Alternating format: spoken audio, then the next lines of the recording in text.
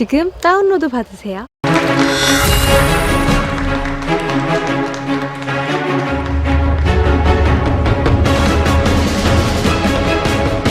Welcome, everybody, to the SSL Group C of the Challenger matches here. It's me, Valdez, with a special guest, Artie McArtosis. How are you doing, man? I'm doing really well. I'm so happy to be here instead of in my underwear at home watching this, which is what I've been doing the past couple weeks. It's an all-day affair, and I'm like, you know what? Yeah, I would love to go in and cast it.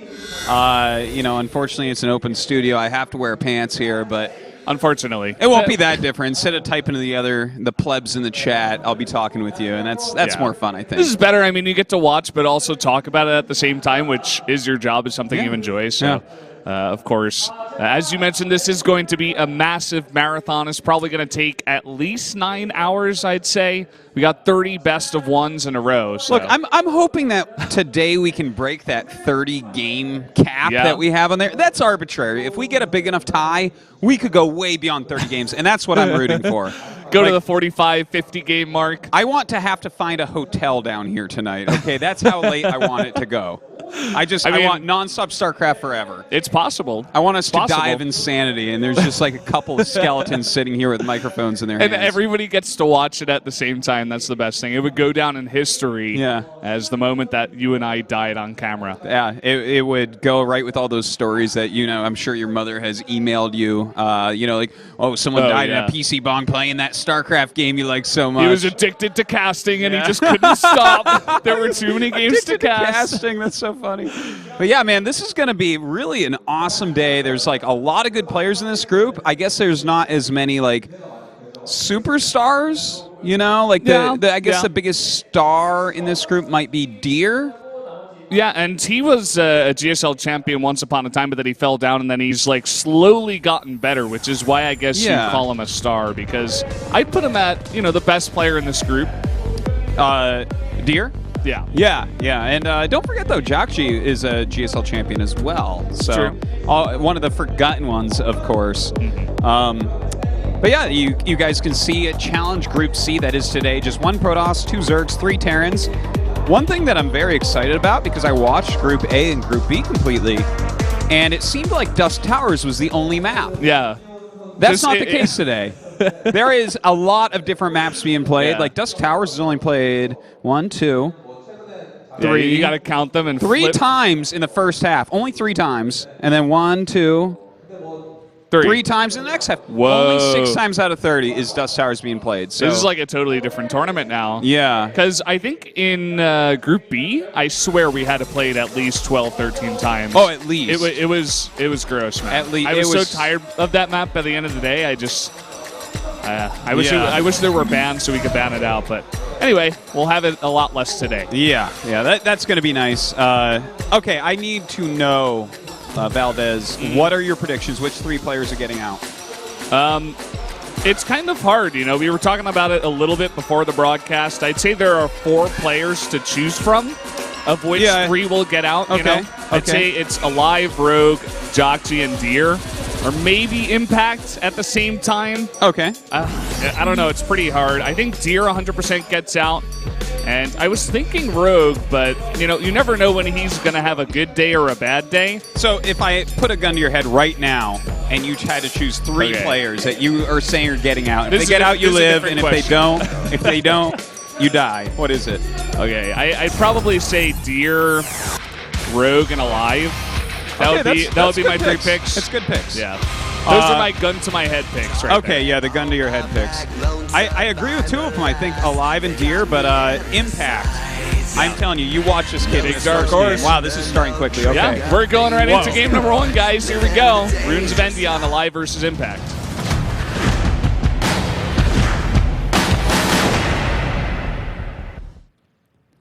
We don't waste any time down here. No, I guess not. We have I'm a lot of used to games. bantering for a good 10, 15 minutes before we start. No, none of that. Not here at the challenge matches. Down here in the bottom left, it's aLive, the red Terran. 1 of 3. Yeah. And down here in the bottom right in the blue, the Zerg player, it is Impact.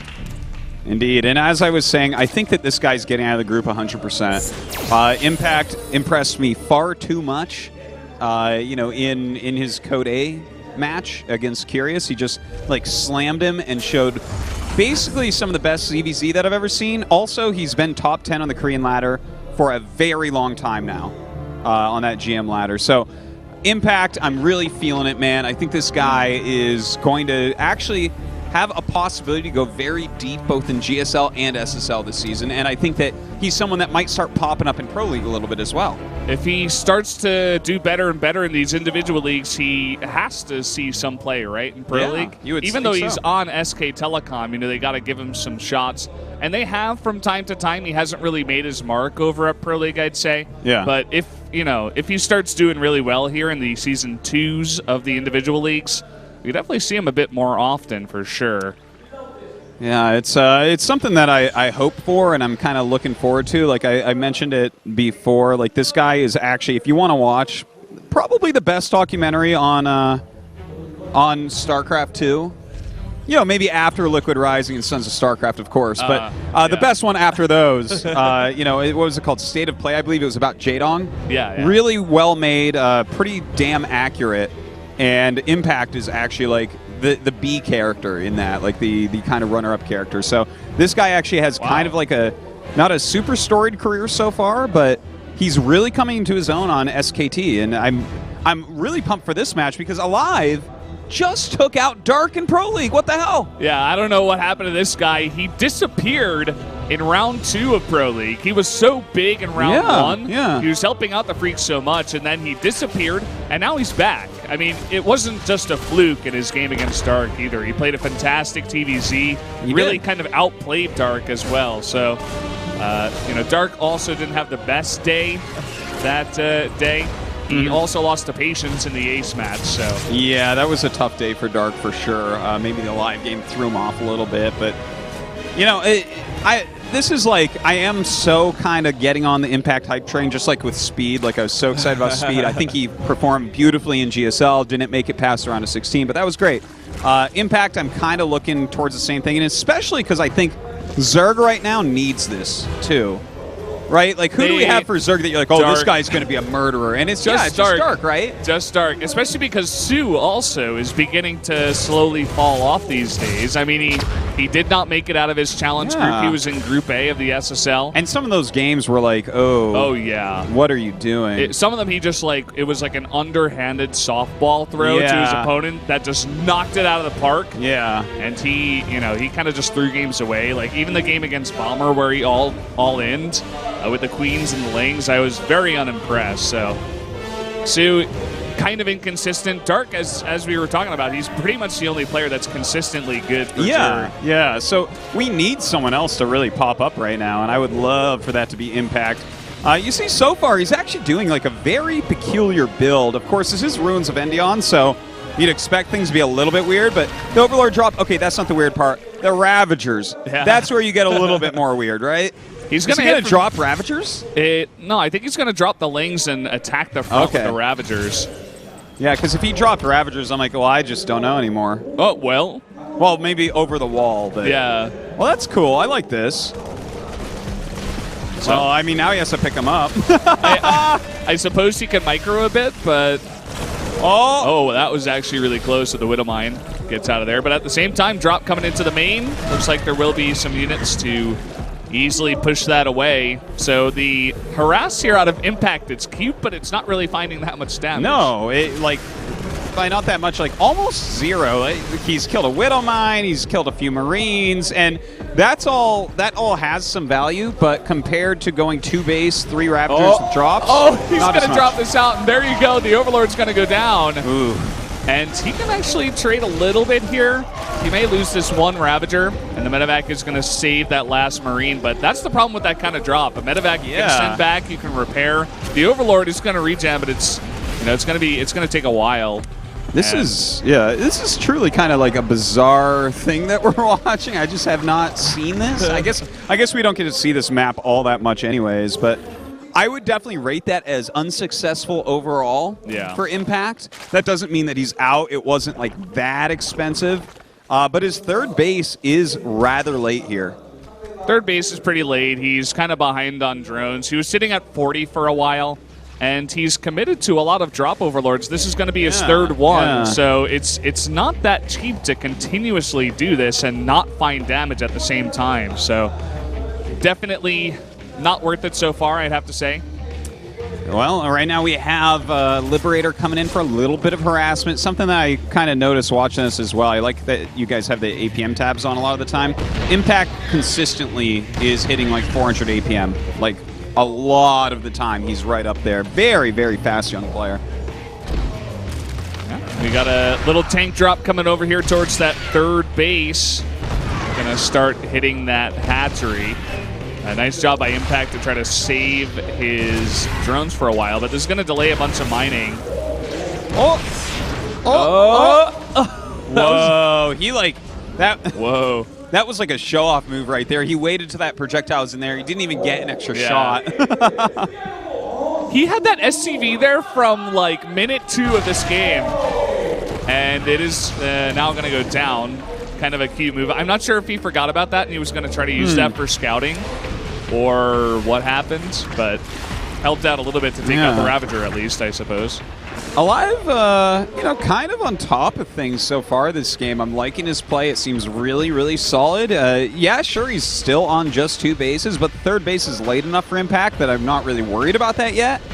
And definitely these drops are going to be hard to stop with just Roach Ravager tech. Yeah, coming in here now, the Marine's going to drop out, and that tank not having too much support here as the Marine's kind of dropping out a bit slow. Impact right on top of that drop, and he does clear it off. Right now we do have aLive going up for his third base, and Overlord kind of harassing that a little bit.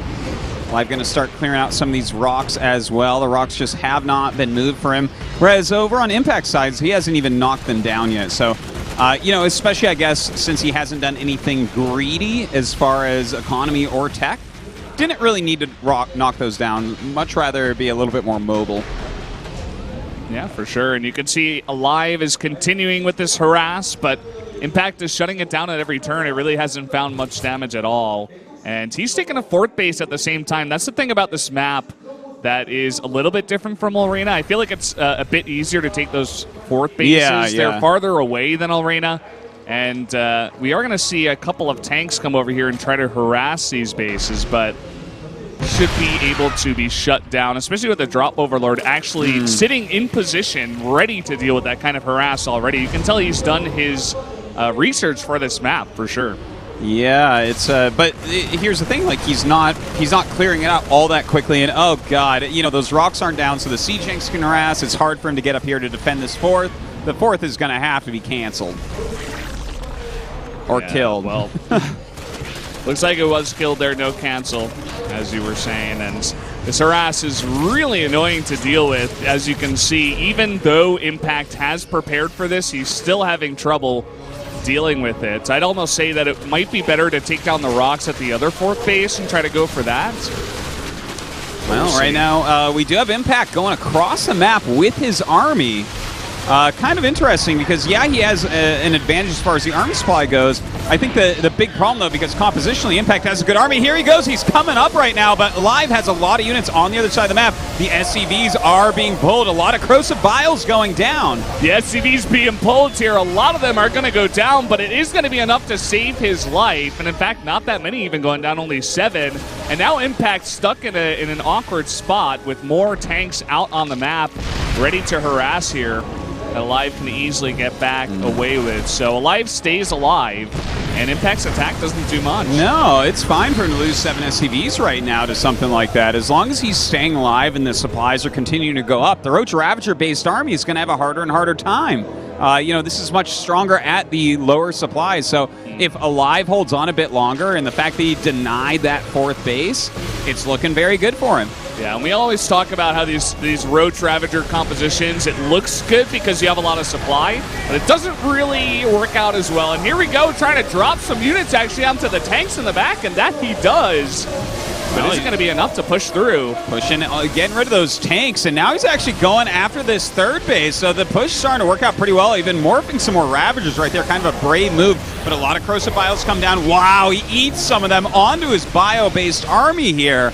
Those morphs don't end up working out, and he does back out. That's 9 more SCVs going down, but still, with 47, that's a pretty healthy economy still for aLive considering. Yeah, I think aLive is totally fine here. Once he gets more tanks over there to deal with this army composition, I'm actually surprised he doesn't have more. He only has 1 on the map, and it looks like he's only got 1 factory producing. So kind of a problem when you're going up against this composition. You'd like some more tanks. The bio's pretty good against it as well. And once this 2-2 finishes, for the bio especially, he's going to be able to rip this army apart. That is a little bit scary, isn't it? But we do have fungal growth on the way, right? Pathogen Glands is almost done researching, and 2-2 isn't going to work out that well if you're fungal and you have corrosive biles raining on you. So, you know, definitely some tools are coming Impact's way, but this is rough, man. He's sitting at the same supply for so long on Roach Ravager and the same number of bases for just as long as well. You can see he just got his 4th base, and he hasn't been able to take those gases for a while. So even though he gets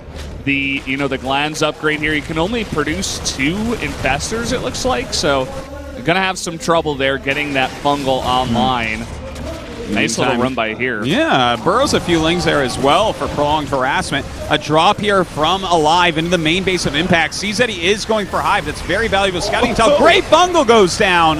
Huge fungal, but where's the follow-up? Here are the roaches coming in.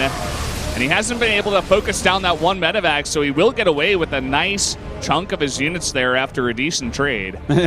Builds a turret and can see the lings, but of course not seeing them with his eyes.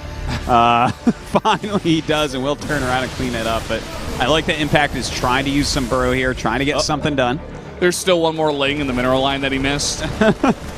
Still just going to hang out for the rest of the game. Oh, Fungal's going to take this out. Does offload a few Marines, so being as annoying as he really possibly can right now. A little bit of burrow movement coming down as well. The Hive is about to finish, but no economy to get into Ultras quite yet, so he's going to have to sit on this Roach Ravager Ling Infestor. And here we go. The Fungals are going to have to be perfect. And here we go, just stimming in. Where are the Fungals? Where are the Infestors? Oh, there they are. Oh, there they are indeed. Fantastic fungal. A lot of units starting to go down. I don't know that Impact actually has enough to hold this, though. All the units getting more and more hurt. It's just we're down to the tech units. When the roaches are all gone, everything else will evaporate in a matter of seconds, and aLive should be able to take this game. There you go. Not even that many medevacs in this army, but he stays alive for long enough. If Impact had some more units, these roaches back here would have helped. More Fungals to go down as well could have helped out. But as you can see, this very weak Bio Army is going to eventually push in and kill the Hive now. So really setting Impact back into the Stone Age here. This is very, very rough. Impact looks like he's not ready to leave the game, but he is badly crippled. His army just can't really do the fight. His economy is still like okay-ish. So, I mean, it's worth it to give this a try. If he hits some amazing Fungals with these 5 Infestors coming out, follows that up with some very good Corrosive Biles or something like that, maybe he can make something happen. Yeah, it looks like that's the plan for him. He's not trying to remake any bases, just get those Infestors, as you were saying, and try to go for one big attack. But another nice drop by aLive to come in here, snipe the rest of the tech. That's kind of gross. It's going to take him a while to get all that back. I don't believe he even has a layer at the moment, so whatever Infestors he has, that is it for the time being. Medevac's trying to avoid those set Infestors. He's still on the run here. Oh, man. Another run by towards the sport base, and that is probably going to be it here for Impact. If you're losing your one last mining base, or one of the last 2, you're going to go down. So GG, aLive taking game number 1. Yeah, and that is his home map. So kind of, what would be expected. You want to win on your home map or you feel pretty dumb. Now, okay, so Valdez, we have aLive with 1 home win and Impact with 1 loss. Can you tell me all the permutations of who can come out of this group? Well, it's looking pretty good for aLive. What about the next 29 matches? How can those 29 matches? Also in a good spot too. You think he's still the favorite? He doesn't even have a win yet. It's okay. No, it's all right. How is aLive not the favorite? I've done this before. Okay. Okay. That's why I'm asking. Actually, I don't know. Yeah, he's gonna get out of this one. Okay. For sure. Okay. Well, unfortunately, my pick of Impact here does lose that first game. Ruins Vendion can be a little bit of a tough map. I feel like the loss there might have come remember when the 2 Tankovacs denied mining from the 3rd and at the same time he killed the 4th? Yeah. That was the beginning of aLive's eventual advantage. Also, that build that Impact did early on didn't really find that much damage and was pretty expensive, delayed the third base, stuff like that. So something did actually help me, like something clicked in my head this game where it's like he needed the fourth base if he was going to stay on the Roach Ravager Infestor for a long time. If you're on 3 bases, you have to rush to Ultras a little bit quicker, take that extra risk like we saw Dark do on Lairlac Crest against Innovation. But when he lost that fourth, it was like, you're actually battling with Roach Tech against a Terran that's using everything that he wants, and that's just that's too tough when you're on the same economy. Didn't really work out. Would you classify Impact's build in the beginning as an away cheese? The away cheese. The away cheese. Here it is. We're bringing it back. Impact. I wouldn't call that a cheese though. That was kind of just like an away maneuver. It was. Right? It was weird. It didn't feel like it was all in. I think he definitely thought he was going to get more damage. The Viking might have messed him up a bit. I really like aLive's response to that too. I think he might have looked at the map and said, "Okay, Ruins Vendion, this is a tough map for me to win against aLive." Obviously, he has stuff prepared. He knows how to play the map very well. Mixed it up. Didn't work out. Away cheese. Not yet. Maybe later. Yeah. We got a lot of games. We got 29 more away maps potentially, or more. So yeah, I we guess could have a lot of away every cheese. map is an away map for somebody. Yeah, it's exactly. 5 o'clock somewhere, Valdez. Speaking of which, high guys, noon somewhere in the world. Yeah. Just... guys, get out there. Let people know that this is on. SSL does not get viewers equal to the quality of its content.